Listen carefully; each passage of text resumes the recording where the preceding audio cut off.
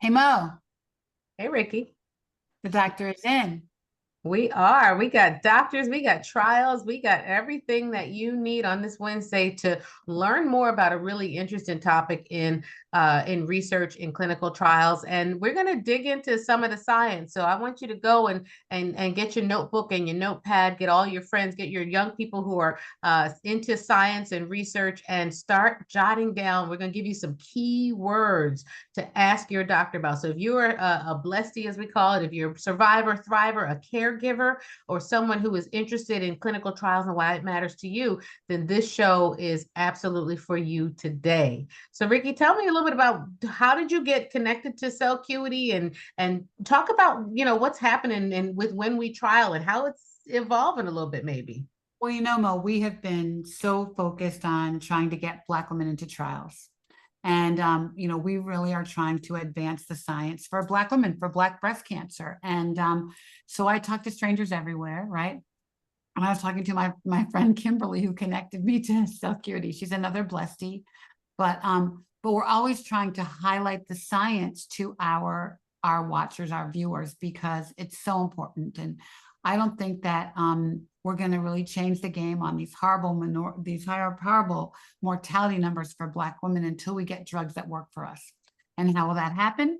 That will only happen by us participating in the research. So the more we can tell you about the trials that are available, the better off we're all going to be. And Mo, we've now signed up 18,380 Black women into clinical trial portals in the last 2 years. Oh, So we great. know it's working, and we know when we trial, you guys can always go to our website, and we'll put that in the comments to watch our videos about, just sort of what our lived experience is like. But when we can get a doctor and an advocacy person on our show to talk about trials, it's gold. So we have gold today.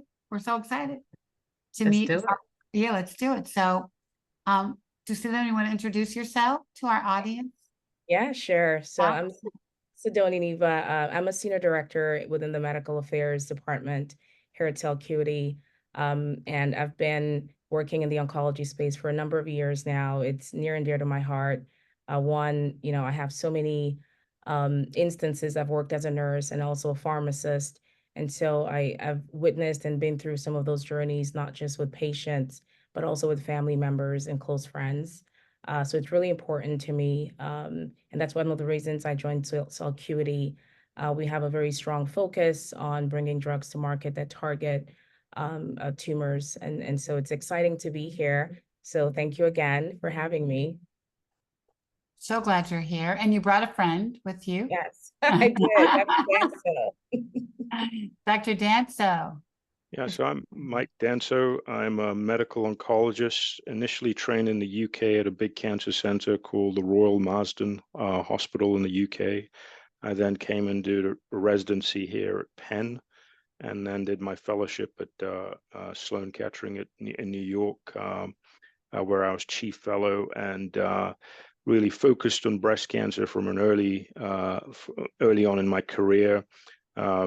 Developing clinical trials in breast cancer at Sloan Kettering, and then coming out to the community to do clinical trials in the community in conjunction with the Sarah Cannon Research Institute, where I serve as associate chair in breast cancer research. And really my passion is clinical trials in breast cancer, and specifically trying to make sure these clinical trials reflect the population of the US population, and make sure that there's good representation of everybody on these clinical trials. So when these drugs come to market, we know the efficacy and potential toxicity of all women on these new agents as they come to market. That's great. Awesome. That's so awesome. That's so awesome that you dedicated your life to women. So thank you for that. And I mean, some men too, but we actually like to think that our representation needs to be commensurate with the burden of disease, not just the population, because with these kinds of mortality rates that we're seeing in Black women and young Black women, for God's sakes, we need to even be more represented than our population. When you start thinking, the number that always gets me the worst is Black women under 35 get breast cancer at twice the rate of white women, die at 3 times the rate. And we're seeing so many young women get diagnosed, and and it comes from nowhere for them. So thank you for your work, and thank you for your research, because we need it. So And Thank you. Ricky, when we talk about the types of breast cancer, I know we focus a lot on triple negative breast cancer in Black women, Yeah. but the most common is probably hormone receptor positive Right. breast cancer, right? Overall. And I think it's important for us to have this conversation because sometimes, and I'll admit, as a surgeon, when we talk about and explain hormone receptors to patients and we talk about the diagnosis, it's like, oh, good, it's not TNBC, but hormone receptor positive breast cancer still can it can be metastatic. It can recur within in any time, but the treatments for it and the treatments for metastatic HR positive disease are evolving, and that evolution needs to include Black women. So Dr. Dancer, I want you to tell us a little bit first about like why is this important for you, and tell us a little bit about sort of the statistics around hormone receptor, because we hear a lot and we talk a lot about TNBC, but let's talk about HR positive breast cancer really quickly. So as you said, metastatic breast cancer is a major problem in the U.S. Over 40,000 women die in the U.S. every year from breast cancer. The tens of thousands of cases of metastatic breast cancer that's estrogen receptor positive that's seen in the US. It is by far the more common subtype of breast cancer.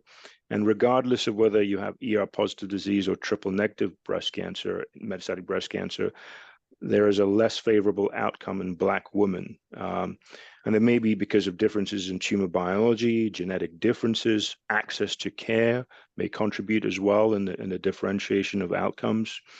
And as I said before, historically, Black women have been underrepresented in clinical trials. And we see that both in triple negative breast cancer trials, HER2 positive breast cancer trials, and also absolutely in estrogen receptor positive breast cancer trials, both in the metastatic setting and the early setting. So we do see it affects Black women as much as triple negative breast cancer. It's not quite as aggressive and can be treated for a much longer period of time, but ultimately metastatic breast cancer that's ER positive requires as much focus as triple negative breast cancer. And triple negative breast cancer is my passion, but ER positive breast cancer is where most of the disease is. It is. It's more common. It's more common. Wow. Now, some patients with ER positive disease present with what we call de novo disease. So the disease, the patient comes in, they have chest pain or shortness of breath, you get scans, and they already have metastatic breast cancer, and you biopsy it, and you see that they overexpress the estrogen receptor. That's called de novo metastatic breast cancer. It's new. But often women present with recurrent metastatic breast cancer, where they've been initially treated with early stage disease, and they've had their surgery, they've had their radiation, they've had chemotherapy, they've had anti-estrogen therapy, and then they have recurrence of disease. So recurrent metastatic breast cancer that's ER positive is something we see much more frequently. And up to 20% of patients who present with early stage disease will go on to develop metastatic breast cancer that's ER positive. And when, as we all know, when metastatic breast cancer presents, it presents beyond the breast and beyond the lymph nodes, will present with lung, liver, bone, or brain metastases. And unfortunately, even with ER positive disease, the outcome for Black women is worse. Yeah, they say that again. We know that any breast cancer at any age, any stage, any form is worse for Black women, right? It's worse outcomes. Absolutely, yes. We also we have a 39% higher recurrence rate than white women. One more thing about before you go, we're seeing a lot of de novo breast cancer in younger women because they probably could have gone to a doc and they were dismissed. And so there's a come back in 6 months, come back in a year, you're fine, it's a cyst, whatever, you're only 25. And we're seeing I have 3 24-year-olds that we're talking to right now that, It's unfortunate because the guidelines don't include anything for these women. They are not within that sort of standard right, guideline of women at average risk. And I guess the question is, and probably people watching are wondering, well, what happens then? Because maybe let's say you took your anti-estrogen therapy, your right. tamoxifen or whatever, and cancer recurs or becomes metastatic. Is it always an estrogen dependent pathway, or is it always the female hormones that's driving that to happen? And if so, did that mean the drug didn't work? Because I see patients, they'll say, well, does it mean that, I took this pill, does it mean it didn't work? So anytime somebody presents with early stage disease and you treat them with all the standard adjuvant therapy, and then they have a recurrence, they come in with symptoms, or they come in with a CAT scan or a bone scan that shows metastatic disease, it is critical to, one thing that's absolutely critical that medical oncologists are taught to do is you have to rebiopsy, because rebiopsy is very important to establish that the recurrence of the disease continues to be estrogen receptor positive, because in up to about 30% of cases, it can change. It can no longer be estrogen receptor positive. It can now become triple negative, or it can even become HER2 positive. So it is critical to rebiopsy to prove that the recurrence is estrogen receptor positive. Now, if the recurrence is not estrogen receptor positive, you can reasonably assume that it's basically a subclone of cancer cells that were never going to be responsive to the estrogen receptor.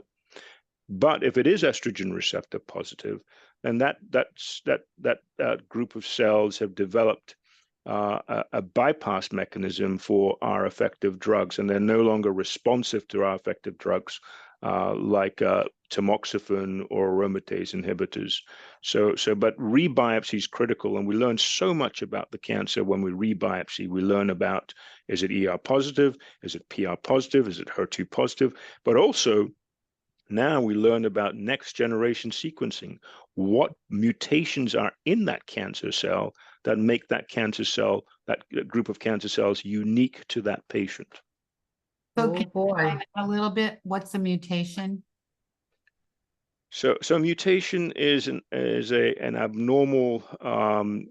It's usually we have these various genes that control the cell cycle, control all parts of the mechanism of the cell, and sometimes you can get little abnormalities in the DNA of the cells, which make the cell particularly resistant to different types of therapies. So mutations are something we see over a period of time when patients receive treatments where the cells become more resistant because they develop these abnormalities that just make them more resistant to standard therapy. Got it. Got it. Thank you. Thank you. This is so interesting because there's a couple things that we need to check in. And if you're jotting down notes, or if you're watching this and your loved one is like, well, why do I need another biopsy? This doctor said I need a new biopsy, and it's important for you to hear what he just said, which is that we get so much more information through another biopsy. And it's information that might not have been available the first time. Your tumor might have changed, right? The subtype or the mechanism that makes your cancer grow. So when your doctor recommends that, I think it's worth having that conversation and just saying, hey, doc, help me understand this. What new information might we get from this?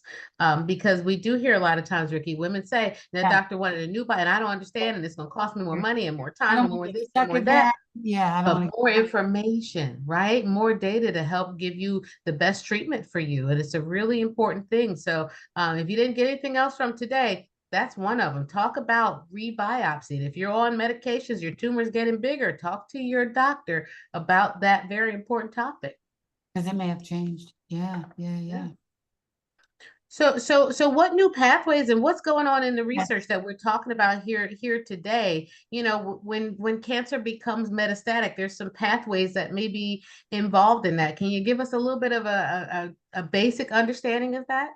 Sure, absolutely. So as I said, if you biopsy the new area of disease and it overexpresses the estrogen receptor and it's HER2 new negative, we know it's generally still responding to the estrogen pathway. And the standard of care, so what we do if we rebiopsy in a patient and a patient has estrogen receptor metastatic breast cancer, the standard of care is to give additional anti-estrogen. And we give the anti-estrogen therapy with a new class of drug called CDK4/6 inhibitors. And you may have heard of some of these drugs. One of them is called ribociclib, otherwise known as Kisqali. One of them is called abemaciclib, otherwise known as Verzenio. And another one's called palbociclib, which is also known as Ibrance. And we add these agents to anti-estrogen therapy. And cyclin-dependent kinase inhibitors, these CDK4/6 inhibitors, work by targeting the cell cycle. And the cell cycle goes through various phases. And these cyclin-dependent kinase inhibitors halt the cell cycle, leading to arrest of breast cancer cell growth. And they're very important when added to anti-estrogen therapy. When they're added to anti-estrogen therapy, there's a whole bunch of clinical trials, at least 5 or 6 clinical trials, that show that the addition of the cyclin-dependent kinase inhibitors to standard anti-estrogen therapy significantly improves the time to progression.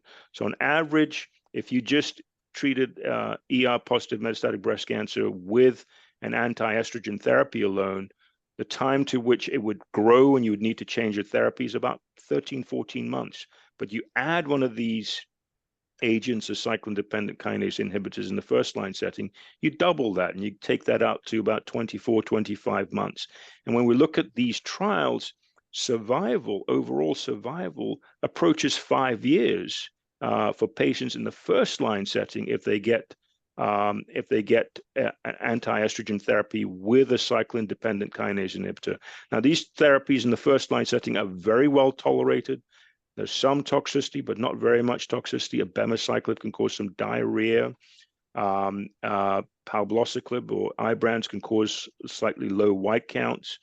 Ribociclib can cause some liver function abnormalities. So we keep a really close eye on patients when they're getting these drugs. But these cancer cells are clever, and they eventually develop resistance to this therapy. And the resistance comes in 2 forms that I can certainly go on to talk to you about if you'd like me to talk to you about the resistance mechanisms to these cyclin-dependent kinase inhibitors after first-line therapy. Not yet. I was just gonna say, Ricky, I want to ask you if you had to explain to a blessee what he said about the cell cycle. How are you feeling about this explanation? Go back for a minute. Okay. What is a cell cycle? Okay. That means, what does that mean? And then talk about, say what you said again, but only use the brand names because that's what people are most familiar with, Kisqali, Ibrance, and Verzenio. That'll help. And then, just see if you can simplify it just a little bit. So basically, what I took away that you're saying is that the big picture that I took away is I'm going to live 5 years if I do this, right? As a patient. So help me with what it's going to do for me, right? Yeah, so 5 years is on average in these trials. Okay, but that's like Yeah, either good or bad. But I have patients that have lived 10, 15, 20 years on these treatments. But one of the endpoints we do for clinical trials is median overall survival. It's just an endpoint we use in clinical trials. And then the median overall survival is 5 years. But I agree with you, that doesn't mean very much to patients. The median overall survival is just a technical term we use so that we know how effective the drug is when we present that data to other oncologists. But I mean, that's remarkable. It used to be the case that, you know, up to 10, 15, 20 years ago, women with metastatic breast cancer that was ER positive, the median overall survival was just a couple of years. So this is great news. I heard him say really important words. It sounded like to me progression-free survival, which is like your disease is not progressing, it's stable, and taking these drugs gives you 24 to 48 months more of that, right? Like it's absolutely keeping things from growing and in ways that are giving people back years of their life. So maybe you're on an oral therapy and maybe you don't need to go on what we call cytotoxic chemotherapy regimen because this drug is keeping things from progressing. So that to me is very encouraging language. You know, when I explain that to patients that way, they understand that benefit, you know, because they're worried about overall survival, but they also want to know that their cancer is not spreading while you're on this pill. How do I know this thing is working? Yeah. And it sounds like there's some good data to support that. Yes, there's a remarkable data on progression-free survival. It used to be when I first started doing this, almost 25 years ago, that you would use anti-estrogen therapy, and before very long, it stopped working, and you'd need to switch to very toxic therapy with chemotherapy. And these targeted agents, like these cyclin-dependent kinase inhibitors, significantly increase the time to which that happens, and patients have a much better quality of life for much longer when they receive these therapies in the first line setting. But as I said, unfortunately, over time, resistance pathways develop, and it's very important that we deal with these resistance pathways. Yeah. So I'm a metastatic patient. I've got, hormone receptor positive, HER2 breast cancer. I've been metastatic for a minute. What am I taking now that I need to change to? So I could be taking what drug? Can you give me an example of a drug? You mean in the first line setting? Yeah, first line setting. In the first line setting, as I said, the first line setting, as I said earlier, aromatase inhibitors. So you'd be taking drugs like Femara, you'd be taking drugs like Aromacin, anastrozole, and you take that in combination with the cyclin-dependent kinase inhibitors. And the names of those include Verzenio, Kisqali, palbociclib.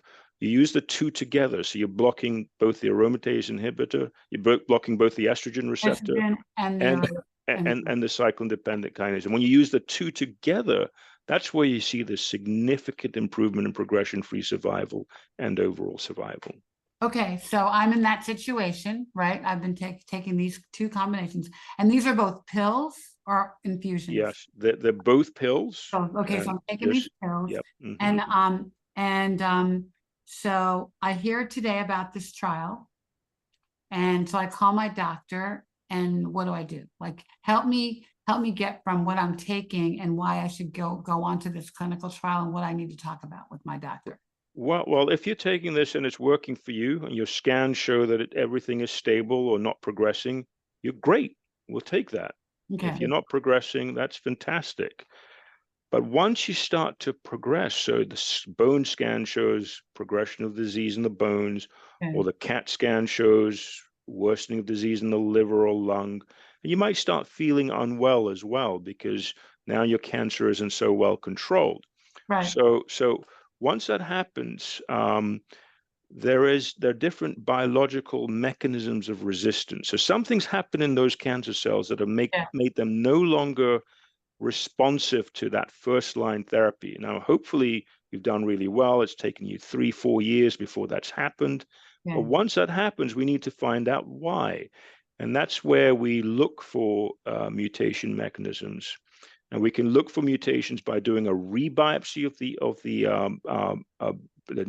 areas that are growing, or do liquid biopsies. We take out serum from the patient's bloodstream and look for mutations that may be seen in the bloodstream that represent the resistance pathways that are in the patient's breast cancer.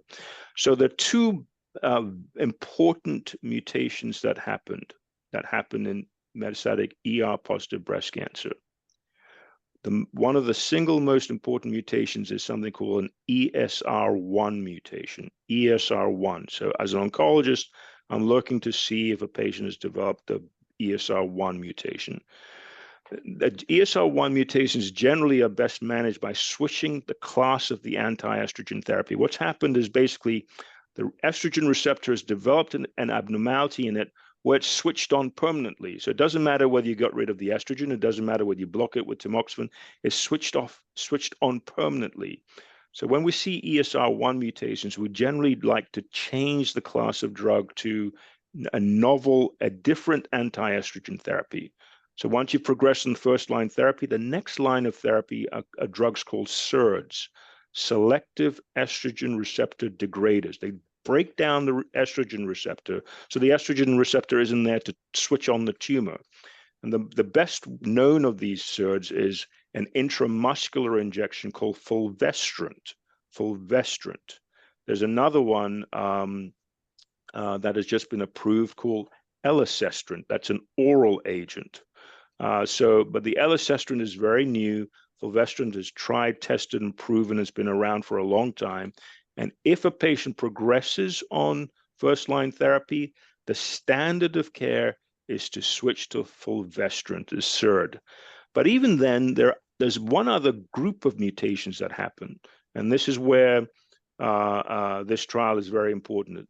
There's another group of mutations that happen in a pathway called the PI3 kinase or AKT or mTOR pathway. It's all the same pathway, PI3 kinase, AKT, and mTOR. This pathway is a way that the cancer cell can overcome estrogen therapy and become estrogen resistant. It's just a bypass pathway that allows the cancer cell to grow without even requiring estrogen for growth. And this is seen in up to 40% of patients with metastatic breast cancer. So targeting the PI3 kinase AKT mTOR pathway is important. 40% of ER-positive breast cancers are going to have this pathway altered in some way, and you need to exploit it when you get to second-line therapy. Now, there's some drugs that have been developed to overcome this resistance pathway. So there are some standard drugs that are out there. They can be a little bit toxic. One of them is called alpelisib, which is approved for patients with this pathway. There's another one that just got approved called capivasertib. So both alpelisib and capivasertib are drugs that are actually approved to help overcome this resistance pathway. And actually, I was just at ASCO. One of the jobs I do is I have historically chaired the scientific committee for the American Society of Clinical Oncology in terms of metastatic breast cancer. So I was at the American Society of Clinical Oncology meeting just a few weeks ago, and it showed that there was one particular trial that I found very interesting. It's a trial that showed that Black women and white women are getting tested for the PI3 AKT mTOR pathway as frequently as each other. So people are getting tested for this pathway. But really surprisingly in this trial, it showed that for one reason or the other, Black women are not being offered drugs that block this pathway. And that was really surprising to me. If you know the pathway exists, why aren't Black women being offered PI3 kinase AKT mTOR pathway inhibition? One possibility is that one of the drugs, alpelisib, can cause a little bit of hyperglycemia, so high blood sugars. And we know diabetes is a little bit more common in the African American population. So it is possible that physicians don't offer these drugs because they think it's going to make the sugars worse for African American women. But that's doing African American women a disservice, because what we should do is control the blood sugars better with various drugs and offer them drugs in the PI3 AKT mTOR pathway. But another drug that is being developed for this PI3 kinase AKT mTOR pathway is this drug that we're going to go on to talk about, gedatolisib, which looks to be a very effective way of inhibiting PI3 kinase AKT and mTOR. Can you make up a word to call that instead of all those letters? PAM pathway inhibitor. What do you call it? PAM, I would call it a PAM pathway inhibitor. Thank you. All right, some people call it that, and I'll accept that. I quite like PI3 kinase AKT mTOR, but it will take PAM. You can't remember it. I can't remember that. No, we'll call it PAM. We call it PIK pathway, PIK. Sometimes we'll take the 3 out and move it around, but yeah. Well, yeah, and I've heard of PIK pathways. I've heard of that. Yeah. Many people have But as I said, it's 40% of ER-positive disease, so it's a major part. It's a lot, and if you test for it, you've got to treat it. Right. Well, that's great. I'm just trying to simplify it for our audience, because if I can't remember it, I have chemo brain, so I don't remember things. But anyway, so go back for one more minute to on something. So I think the one thing that we get from patients a lot about clinical trials is, I'm going to get the sugar pill and die. And so I think when you start to talk about the trial, can you kind of speak to what standard of care looks like in that situation, in this situation, and what they're going to get, and maybe how it's different from what they're getting now? So you mean generally or specifically on this trial? I'm thinking in this trial, I think. Okay, so I'm happy to talk specifically about this particular trial, Great. which is targeting the PAM pathway, right? Thank you. But not necessarily. This agent appears to work whether you have the pathway or not. Okay. But so it works in pathway altered and pathway non-altered. So that's important to know, and they're trying to prove that in this clinical trial. But the Victoria 1 trial, and this is a very important trial that we're doing across the world and in the US as well. The Victoria 1 trial. It's a clinical trial for patients whose cancer has progressed. They have estrogen receptor positive breast cancer, HER2 negative breast cancer, and their cancer has progressed on the standard first-line therapy that I talked to you about, the aromatase inhibitors and the CDK4 inhibitors. So it's a trial looking specifically for patients who need second-line therapy. Their first-line therapy has stopped working. And those first-line therapies could be Ibrance, Kisqali, Verzenio. Yes, so all the CDK4 inhibitors, those three you mentioned, absolutely. So if any of those and your cancer's progressing, this is a great thing. Yes, so if your cancer is progressing on these standard therapies, you can go on to standard of care. So standard of care with if you have no mutations, your oncologist looks for mutations, you have no mutations. Right now, the standard of care is to switch to the fulvestrant, the injection I talked to you about, a super anti-estrogen, a SERD, right? Should you rebiopsy before that? Yeah, I think it's very reasonable to rebiopsy, or at least do the liquid biopsy, where you look in the patient's blood to look for any mutations. One or both should be done. Yes. And so the standard of care would be to switch to fulvestrant. That's what your doctor would offer you. Yeah. Now, there's some new data where your doctor may offer you fulvestrant plus add the cyclin-dependent kinase inhibitors anyway, even though you've had them once before. So that's possible as well. If, however, you have a PIK mutation, and particularly one called a PIK3CA mutation, then the standard of care would be the injection, the fulvestrant, plus the alpelisib, or another one of these agents to target that pathway. And so that's the standard of care that physicians would offer you. An alternative to the standard of care, and standard of care is always good therapy, but we're always looking to improve the standard of care, and standard of care only gets you so far. So are there new ways we can target this pathway? Are there new agents that may be more efficacious and less toxic? And that's where the Victoria 1 trial comes in. Preliminary data looking at this particular drug using Victoria 1 called gedatolisib. Gedatolisib is like a super PIK3 AKT PAM inhibitor, right? And this agent in early breast cancer trials has shown to be very efficacious in patients with or without PIK mutations. So this trial, Victoria 1, is looking specifically to say, how can we incorporate gedatolisib into the standard of care in the second line setting? So some of the patients will get fulvestrant. Some of them will get fulvestrant with alpelisib if they have a mutation. And the question is, can you substitute gedatolisib for alpelisib in some patients, or can you add gedatolisib to another cyclin-dependent kinase inhibitor with fulvestrant for patients who don't have a mutation? So there's two specific groups of patients, one with the mutation to see whether gedatolisib is better than the standard, and one without the mutation to see whether the addition of gedatolisib is better than that standard. The only difference between gedatolisib and alpelisib, it appears to be better tolerated. It appears to cause a little less hyperglycemia, less high blood sugar, but it is an intravenous infusion. So that's one of the main differences between gedatolisib and alpelisib. It is an IV infusion. And for some patients, they may not like that, but I like this trial for my patients. The reason I like this trial for my patients is that the response rate with gedatolisib in their early phase trials, the phase 2 trials, are really quite remarkable. Response rates in the 70% range, which we really don't usually see in the second line setting. So I'm quite excited about this trial and excited for patients to have the opportunity, if they wish, to go on this trial.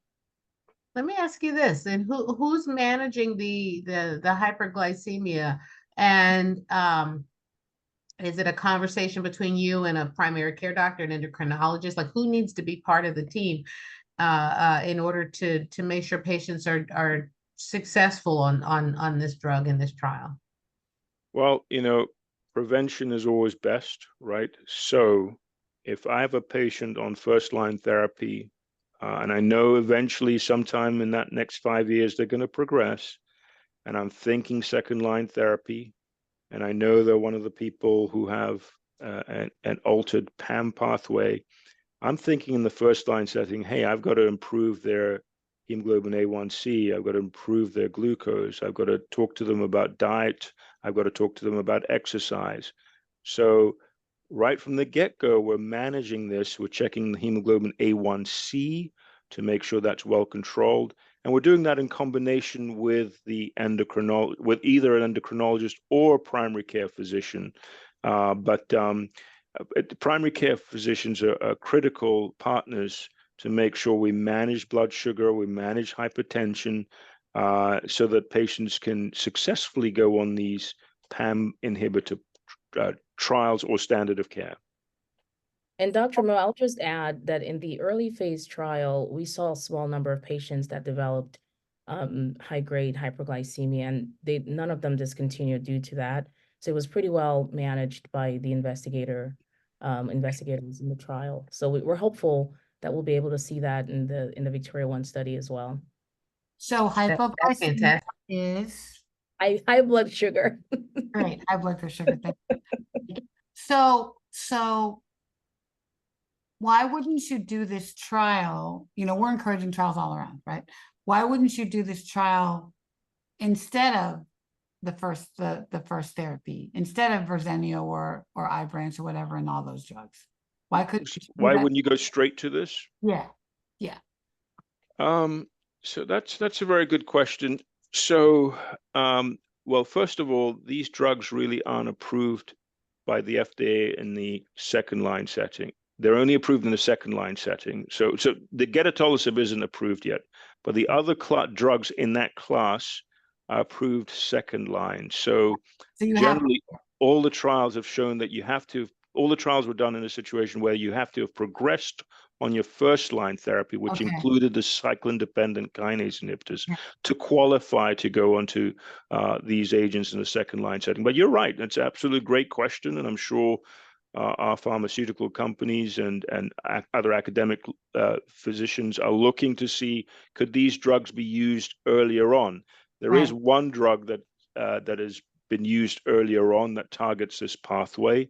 It hasn't been approved yet, but there was one randomized trial with a different drug, which showed it's quite effective in the first line setting as well, but it hasn't received FDA approval. Okay, so we have to wait. So And Ricky, it's just like with the PARP inhibitors. Remember with Lynparza and all the others. With Trodelvy too, It starts out for metastatic, and we do well in the trials, and then they look at it for early stage, high risk factors, things like that. So there's certain high risk features in early stage breast cancer that help us to understand who's more likely to become metastatic, and we can start to target those things earlier. So I suspect it won't be long before these things are in trials for early stage breast cancer as well. Yep. Or earlier, nice. Or early in the metastatic journey. But having said that, I have to say that aromatase inhibitors with the cyclin-dependent kinase inhibitors, that first line therapy is highly effective therapy and non-toxic. So it's going to be very hard to knock that off its perch, because it's when you say highly effective, tell me what you mean by that. What kind of numbers are you talking? Good. Well, as I said, very high response rate. So just as effective. Lots of trials have looked at this combination, the aromatase inhibitors and cyclin-dependent kinase inhibitors versus chemotherapy. It's as effective as chemotherapy in metastatic breast cancer. And as I said to you before, it doubles the progression-free survival and improves the overall survival to well over 5 years. So that first-line therapy is very effective. And really, right now, the second-line therapies are being developed once the first-line therapies are no longer effective. Yeah. Okay. So what else should people know about, this trial? If they're watching and they're trying to figure out, what do I do with this information? How do they what do they expect? This is a good question. What to expect if you're on this type of clinical trial? What's a day in the life? Do you want me to take that? Sure, Dr. Ben, so I can. Okay, so well, so everybody is going to get the standard of care, and as I said, the standard of care is the injection fulvestrant. So everybody in the trial is going to get fulvestrant, and that's the standard of care. See, nobody's getting a placebo, something that's not effective at all. Everybody's getting at the basic level the standard of care, which is fulvestrant. So that's an injection that's done initially once every 2 weeks and then once a month thereafter. Once every 2 weeks for 2 injections and then once a month fulvestrant. Very effective, very little toxicity. It's an intramuscular injection. Apart from the injection site, potential a bit of pain at the injection site, very few side effects for fulvestrant. Okay. Now, if you don't have a mutation, the PIK3CA mutation, patients will just stay on the fulvestrant, or they're randomized to receive fulvestrant plus the gedatolisib, or fulvestrant, the gedatolisib, and the Ibrance, the palbociclib.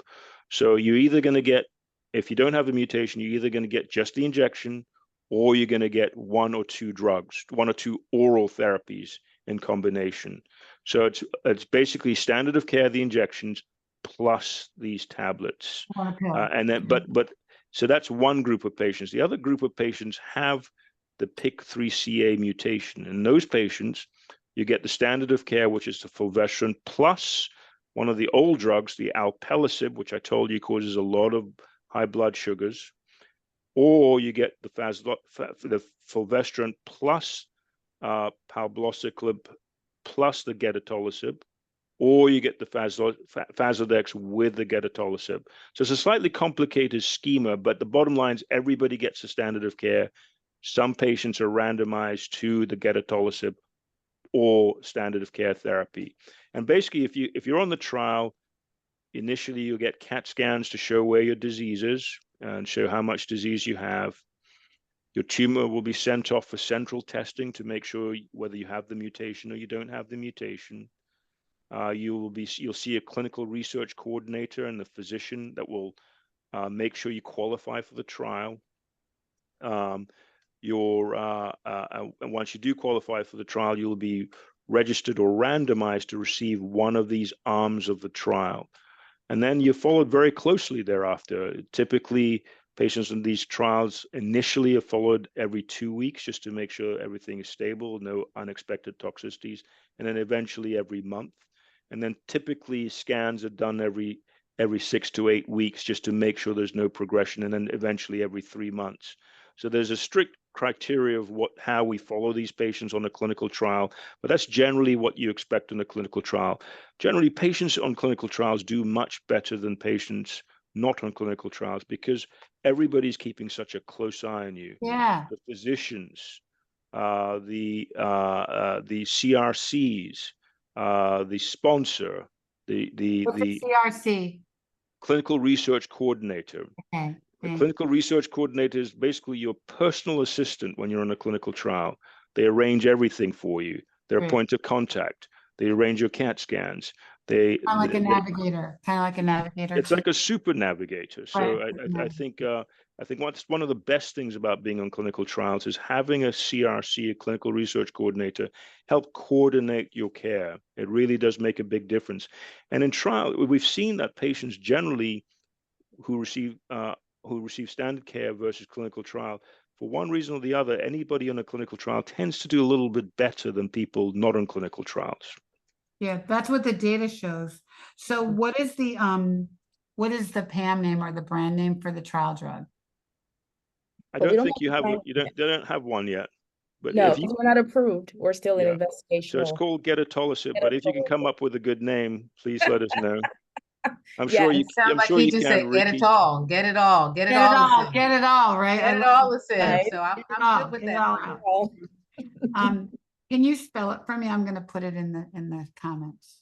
Yes. Do you want to do that? Yes, yes. GEDATOLISIB.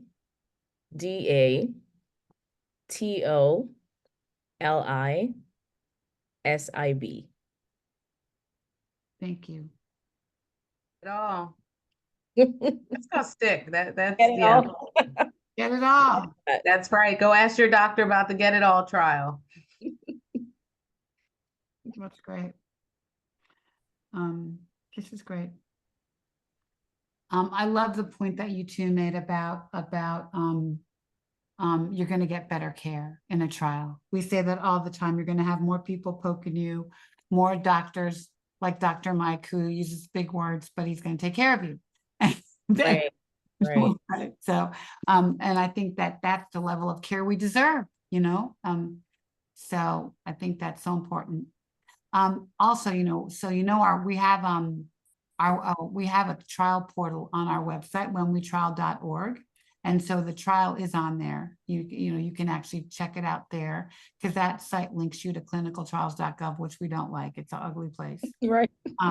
But we'll give you a hug when you enter our portal and collect some information from you and try to match you to the trial. So if you go on whenwetrial.org, look for, you know, find a trial, and it's right there for you.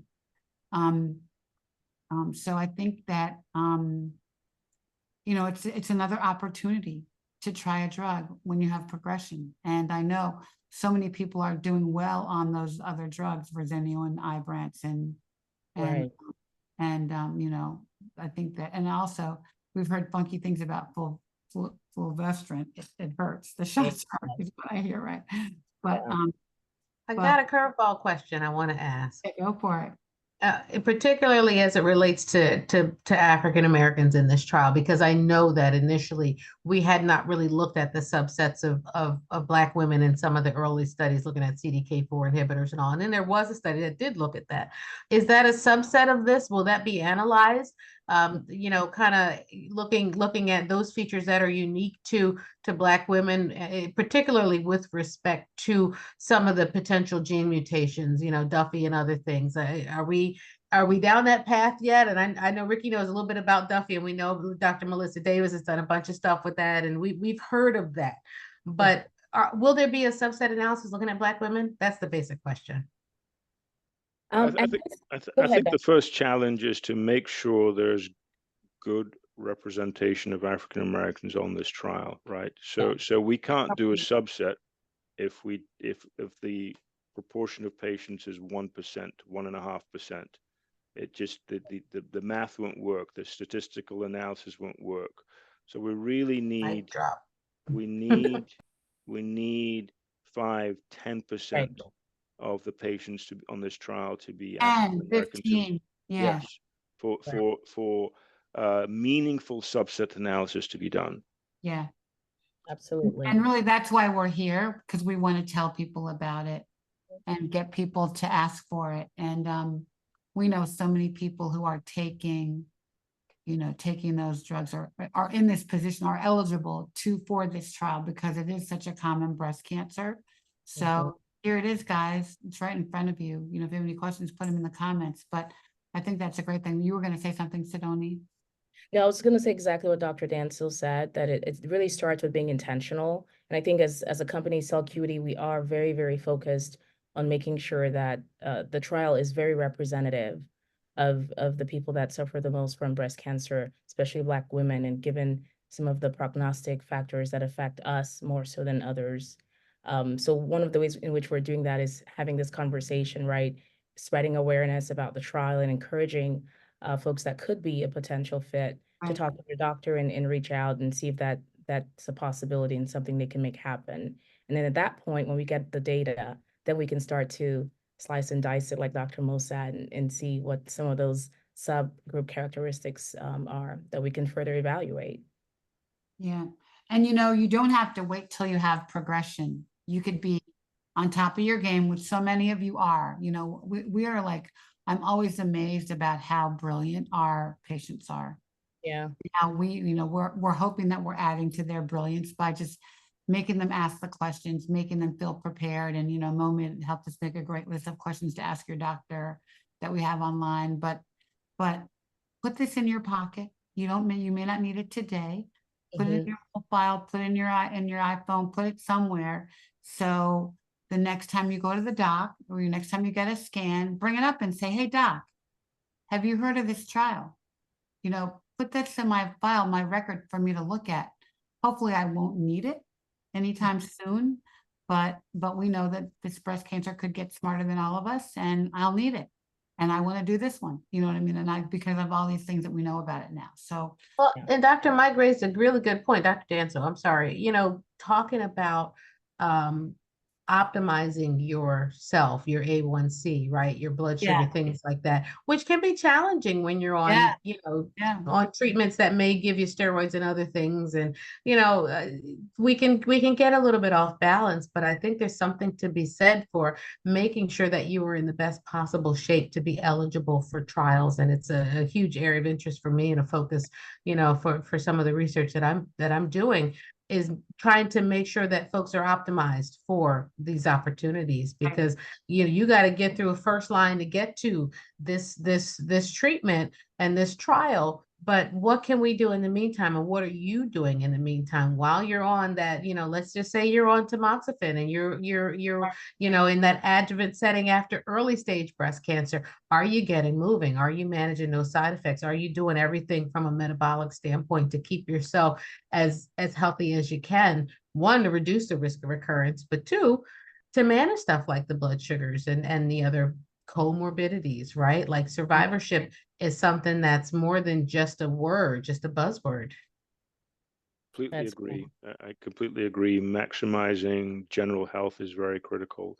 But I completely agree with you, Ricky, that you got to be thinking about this now if you're in first line therapy. Yeah. So any good oncologist and almost all the oncologists I know are very good. We're thinking several steps ahead. Yeah. Right. So I'm not thinking about what I'm going to do next at the time I'm doing the scans. I'm thinking about that as I'm giving first line therapy. What are my options when the disease progresses? Right. What clinical trials do I have available? Right. What standard of care do I have available?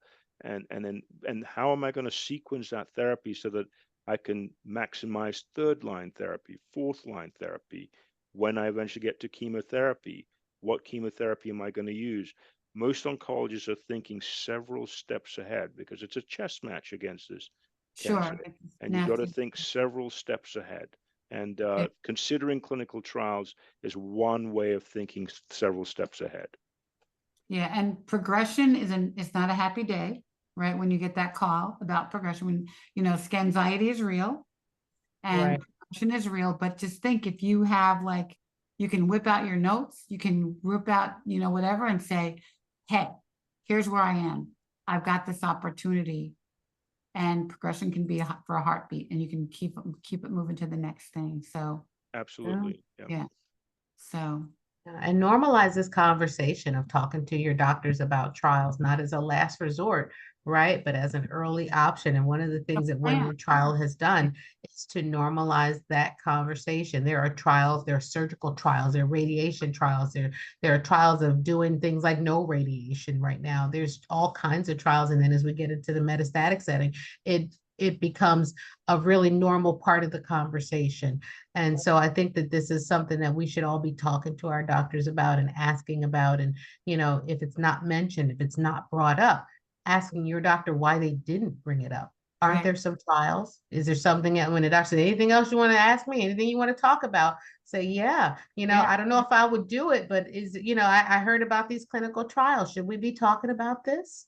Yeah. And have the conversation. Yep. I'm actually starting a new trial next week, Mo, on the impact on my teeth of my chemo at Wow. Georgetown. So I try to, That's a good one. That's a really important try to trial. walk Yeah. the walk as much as I can, and do trials whenever I can, because they're not just always for drugs, but they're for managing everything even after the fact. So I'm in one. I'm not going to tell you to do one if I don't do one. So, but but I think this is great information. Thank you so much.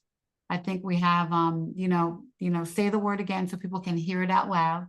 What's the drug called? Gedatolisib. Say it again. Gedatolisib. All right, and we will help you think of a name, a brand name. But I think that's something. And if you forget, y'all, you know how to find me. Email me, Ricky@touchbbca.org. We'll get it for you. But we so appreciate you. We appreciate, Celcuity bringing this attention to us. And Black women, what you got to do, Gat. We have to do this for ourselves. Our doctors aren't like Dr. Mike and Dr. Mo. They aren't inviting us to these trials. And so that's why we need this platform, so that, we know what to ask for, and we know how to fight for ourselves and advocate for ourselves, because unfortunately it's what we got to do. And it's so important to see us at the table, right? Being the investigator, the principal investigator, being in these corporate spaces, being in the research spaces. We always say when we're at the table, we're not on the menu, and we're represented in really positive ways. And this is a great example of that. So for folks who are wondering and saying, oh, those clinical trials never have researchers who look like me, or they never have anybody in the company who looks like me. No, that's not true. It is not true. And this is a great example of that. And so it's time for us to step up and to be counted and to be represented. So this is a really key moment. So please share this video to your social media networks. It's on YouTube. It is available. We can do snippets of it and put it on Instagram as well. But we want everybody asking about this, because HR positive breast cancer is much more common for Black women than you would think. And when it comes to the numbers for metastatic disease, we're certainly highly represented in that number, unfortunately. So we want to make sure that we are represented in the trials as well. Yeah, and we know too many of you guys who are metastatic and in your 20s and 30s. And so we want you to have all the things available so that you can see your grandchildren happen. So if you have anyone, how can people get more information? Again, one more time, give us the website. I know it's clinicaltrials.gov. What's the other website we should know? Ricky doesn't like clinicaltrials.gov. I don't. I put when we trialed in there. Go to when we trialed. Got it. It's like this. Clinicaltrials.gov is like this. I know. It's hard to it's like going to hell blindfolded. It's horrible. But I'm going to put celcuity.com on here too. Okay. Okay. And when we trial.org. Yeah.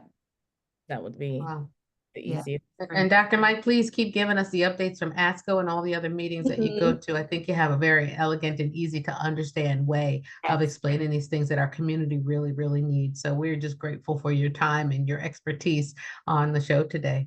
Yeah, and come back and visit us anytime, and come back maybe in a few months and tell us how the trial's going. And absolutely. It's been a pleasure spending the evening with you ladies. Thank you. And I know, Ricky, you said we had viewers from everywhere, so it's a global study, so it can be accessed across different countries, and we have quite a few sites in the US as well. So great to know. So ask your doctor about trials. Ask your doctor about rebiopsying and about these biomarkers, right? That word, biomarkers, to understand what you're eligible for, and get involved. Get involved. Fight for yourself. Fight like a girl, right? And if you have questions, email me and I'll get the questions to, Sidonia and our doc, and we'll get them answered for you. But this is a great opportunity, and to save your life, right? People, I always tell pharma people that patients don't do clinical trials to advance science. They do clinical trials because they want to see their 3 grandbabies like I was able to. There it is. To see a beautiful day, right? So get more beautiful days, get more, let's make it happen. We need the trial, we need the drugs. So thank you. Thank you, Celcuity, for helping us with this episode. We thank our doctor family for this platform, and thank you for being here, you guys. We hope it's been relatable, reliable, and real. That's what we do every Wednesday night on Black Doctor, and we're grateful for the platform to do it. So we'll see you next time. See you next time. Help our team. Bless you, love. Thank you Yes. so much. Love you, Mo. Love you too. See ya. Thanks, Bye. Doc. Bye.